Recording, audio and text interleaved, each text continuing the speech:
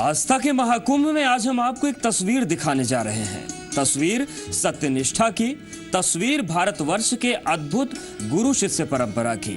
ये तस्वीर आई है जूना अखाड़े से, जहां के पीठाधीश्वर स्वामी अवधेशानंद को उनके कपड़े 12 साल बाद किसी ने वापस लौटाए। क्या है ये कहानी, आप भी देखिए। गुरुर् ब्रह्मा गुरुर् विष्णु गुरुर्देवो महेश्वरा गुरु साक्षात परम ब्रह्म तस्मै श्री गुरुवे नमः। गुरु ब्रह्मा है, गुरु विष्णु है, गुरु शिव है, गुरु साक्षात परम ब्रह्म है, उन्हें हम प्रणाम करते हैं। भारतीय संस्कृति में गुरु का पद सर्वोच्च है। सनातन संस्कृति में वैदिक काल से लेकर पौराणिक काल तक की व्याख्याओं में गुरु के पद को सर्वोच्च बताया गया है।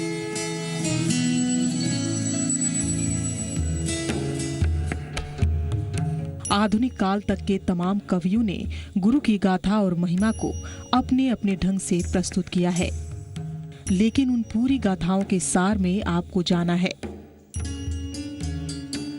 विचार में आपको जाना है, तो महाकुंभ की धरती आपके लिए सबसे अच्छी जगह हो सकती है। महाकुंभ क्षेत्र में रचने बसने वाली गुरु शिष्य परंपरा का आप आसानी से साक्षात्कार कर सकते हैं।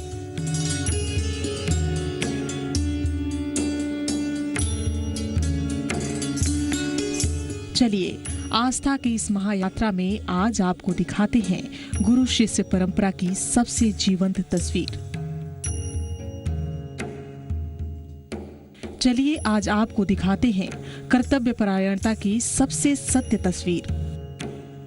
ये तस्वीरें हैं देश के सबसे बड़े अखाड़े के आचार्य महामंडलेश्वर स्वामी अवधेशानंद गिरी की, जहां पूरे दिन हजारों की संख्या में लोग आशीर्वाद देने के लिए पहुंचते हैं, ज्ञान लेने के लिए पहुंचते हैं। लेकिन आज दो ऐसे लोग स्वामी जी से मिलने पहुंचे जिन्होंने आस्था और श्रद्धा की एक नई मिसाल पेश कर दी, या यूं कहिए कि इस कहानी से ही उज्जैनी धन्य हो गई। उज्जैनी का माथा गौरव से चमकने लगा। स्वार्थ से भरे वातावरण में सत्यनिष्ठा की ऐसी कहानी गढ़ी गई है कि हर जुबान पर इसकी चर्चा है।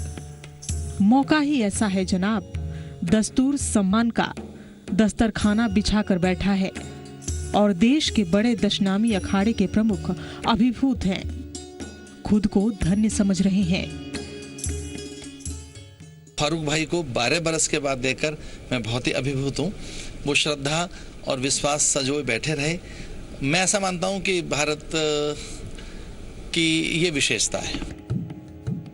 दरअसल इस कहानी की शुरुआत होती है साल 2004 के सिंहस्थ महाकुंभ से, जब जूना अखाड़े के आचार्य महामंडलेश्वर अवधेशानंद गिरी जी के कपड़े उज्जैन के ही ड्राई क्लीनर फारूक भाई के यहाँ धुलने के लिए जाते थे।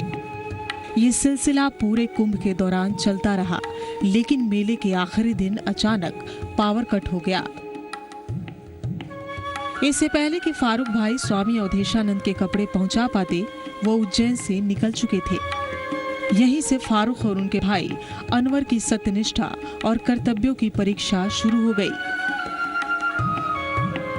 दोनों भाइयों ने इन बीते 12 सालों तक इन कपड़ों को संभाल कर रखा और अपनी जिम्मेदारी निभाते रहे। 12 साल तक के पूरी केयर की, उनकी हिफाजत की। और जब हमारा स्थान परिवर्तन हुआ तो वहाँ पर भी सबसे पहले हम महाराज की कपड़े लेके गए और पूरे साल संभाल से रखे। और जब सिंहस्थ में महाराज का पदार्पण हुआ यहाँ पर, तो हमने सोचा कि मैं खुद जाके ना अपना हाथ से दूँगा। क्या हुआ कि जब महाराज जी के जब हम कपड़े देखते हैं तो पता नहीं अंदर एक लगता है कि महाराज के कपड़े है, और अपने को महाराज जी जब भी आए तो हम उनको देखे हैं। 12 साल हो गए, 4 से हो रहा है, 2004 से। यूं तो स्वामी अवधेशानंद जी से हजारों की संख्या में भक्त मिलने और आशीर्वाद लेने पहुंचते हैं, लेकिन जब फारूक भाई और अनवर भाई स्वामी जी से मिलने पहुंचे तब पूरा माहौल ही बदल गया। स्वामी अवधेशानंद गिरी दोनों भाइयों की कर्तव्य निष्ठा को देखकर अभिभूत हो गए।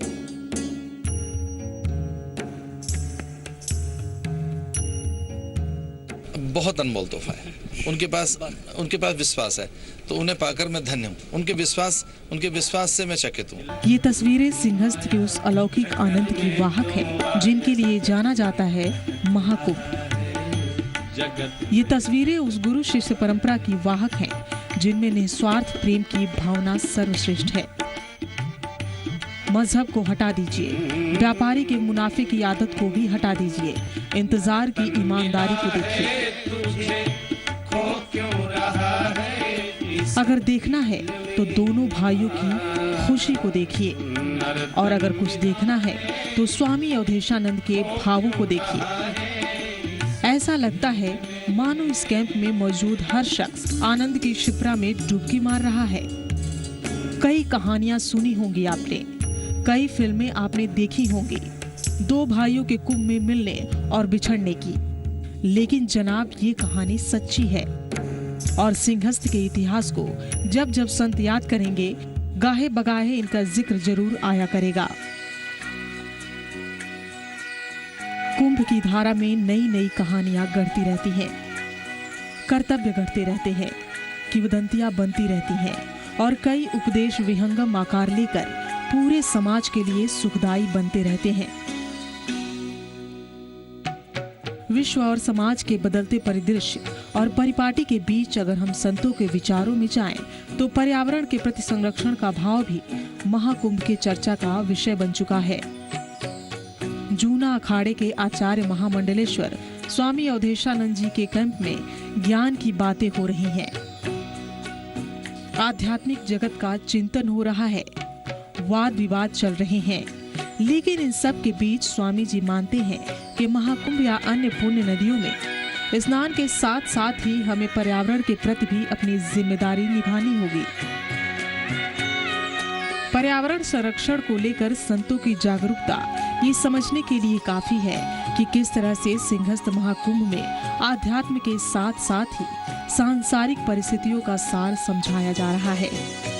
इस फेहरिस्त में महाकुंभ क्षेत्र में मौजूद जूना अखाड़े के संत स्वामी हर्षानंद भी मानते हैं कि प्रकृति के प्रति अपनी जिम्मेदारियों को हमें वक्त रहते समझना होगा। महाकुंभ का आयोजन जरूर हो, लेकिन इसके नाम पर प्रकृति से खिलवाड़ नहीं होना चाहिए।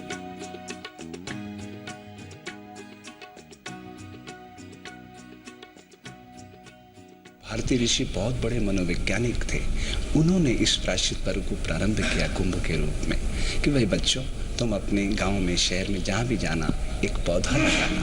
वो पौधा जब तक स्वावलंबी नहीं हो जाता तब तक उसकी रक्षा करना। तो पर्यावरण के लिए हमारे ऋषि बहुत काम करते थे, लेकिन आजकल जो चल रहा है ये बहुत विकृति है। क्यों? क्या कारण है? हमने कुंभ के नाम पर हजारों पेड़ काटे, पहाड़ों को चीर दिया। अगर यही सब चलता रहा और वैज्ञानिक दृष्टिकोण समाज के सामने नहीं लाया गया, तो मैं एक योग का विद्यार्थी होने के नाते दावे के साथ कह सकता हूँ, भारत की धरती पर आने वाले 20 सालों में एक स्वस्थ व्यक्ति खोजना मुश्किल हो जाएगा। मतलब स्पष्ट है कि महाकुंभ की धरती पर आप पदार्पण करेंगे तो पग पग पर आपके हृदय को आनंद से भर देने वाली कहानियां मिलेंगी। पग पग आपकी आंखों को खोल देने वाला सार मिलेगा। या यूं कहिए कि क्षिप्रा की धारा में केवल अमृत ही नहीं, ज्ञान की भी वर्षा हो रही है। आप भी आइए और शामिल हो जाइए आनंद की इस धारा में, जहाँ के आनंद की सीमा अलौकिक है। सिंहस्थ के शंखनाद के बीच क्षिप्रा की धारा में अमृत बह रहा है।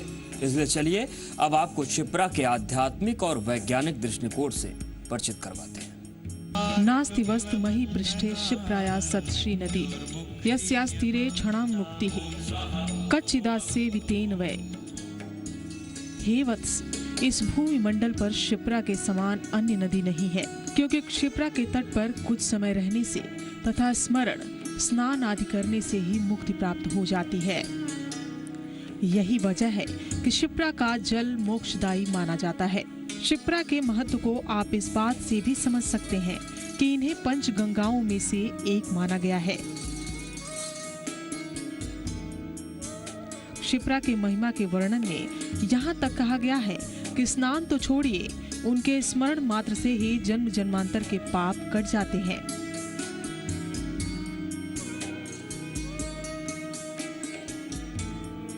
क्षिप्रा सिप्रेति यो ब्रूयात् योजनानां शतैरपि मुच्यते सर्वपापेभ्यः शिवलोकम स गच्छति। 100 योजन यानी 400 कोस दूर से भी यदि कोई क्षिप्रा ऐसा स्मरण करता है तो वो सब पापों से छूट जाता है और शिवलोक को प्राप्त करता है। लेकिन इसी पूरी व्याख्या के बीच जो सबसे चौंकाने वाला और अद्भुत विषय है वो है कि भले ही आम जनमानस को इस पुण्य संयोग का इंतजार रहता है, उसी तरह से क्षिप्रा जैसी पुण्य लीलाओं को साधु संतों और कुंभ का इंतजार रहता है। ये तो क्षिप्रा का आध्यात्मिक वर्णन है, लेकिन वर्तमान समय में आप इसके भौतिक वजूद पर जाएंगे तो भी परिणाम आश्चर्यजनक सामने आ रहे हैं। वैज्ञानिक शोध के मुताबिक क्षिप्रा के जिस जल में स्नान ध्यान चल रहा है उसकी शुद्धता आरओ वाटर सरीखी है, यानी आप इस जल में स्नान के साथ साथ ही बिना किसी नुकसान के आचमन कर सकते हैं। सिंहस्थ 2016 में पूरे देश और दुनिया के लोग क्षिप्रा मैया का आचमन करने के लिए दूर दूर से यहाँ पर आ रहे हैं।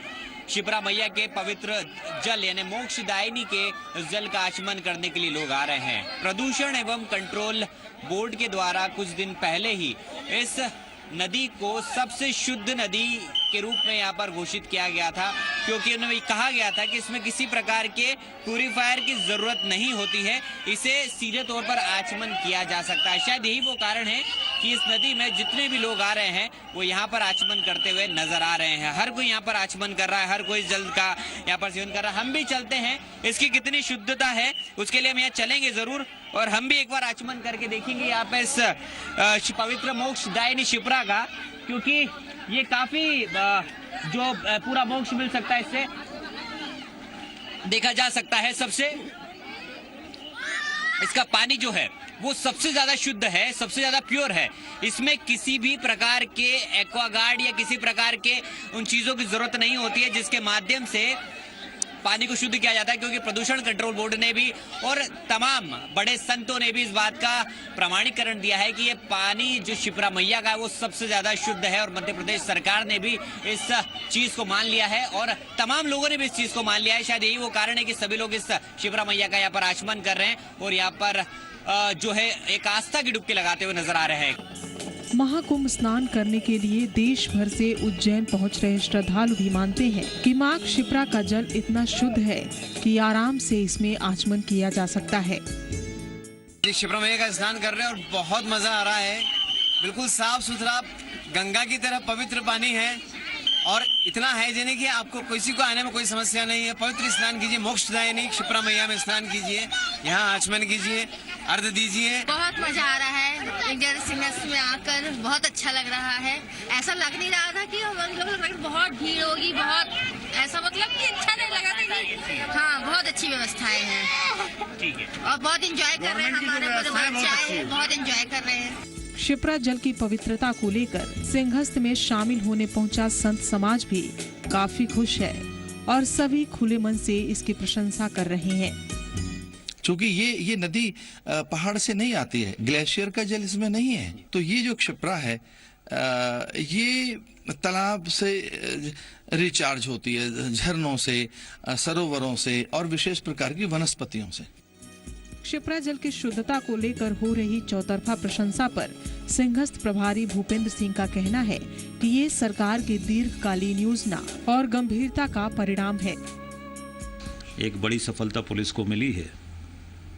एक गिरोह पकड़ा गया है जो उत्तर प्रदेश के हैं, जिसमें लगभग 35 लोगों को गिरफ्तार किया गया है। उसमें साधु के वेश में महिला और पुरुष इस पूरे मेला क्षेत्र में सक्रिय थे, जो लगातार ये चोरियों की घटनाएं कर रहे थे।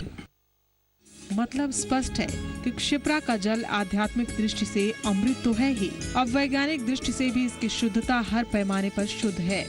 ऐसे में कहा जा सकता है कि सिंहस्थ में क्षिप्रा स्नान का आनंद कई गुना ज्यादा बढ़ चुका है।